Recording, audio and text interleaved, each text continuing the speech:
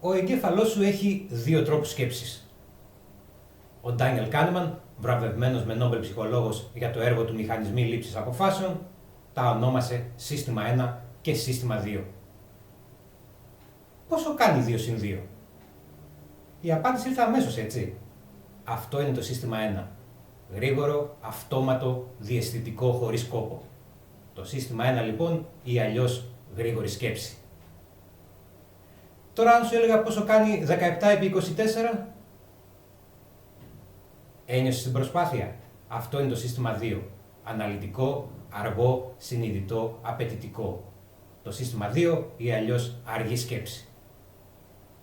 Μόλις γνώρισες τα δύο μυαλά σου. Τώρα θα μου πεις ποιο είναι το πρόβλημα.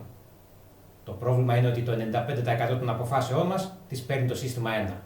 Ο εγκέφαλος το αγαπά γιατί εξοικονομεί ενέργεια και είναι γρήγορο. Αλλά είναι επιρρεπές σε λάθη. Και συχνά μας βάζει σε μπελάδες. Μην ανησυχείς, όλοι την πατάμε και εγώ μαζί. Στη σειρά αυτή θα δούμε πώς το σύστημα 1 μας ξεγελάει καθημερινά χωρίς καν να το καταλαβαίνουμε. Και θα κάνουμε μια προσπάθεια να το τυθασεύσουμε, να το ελέγξουμε.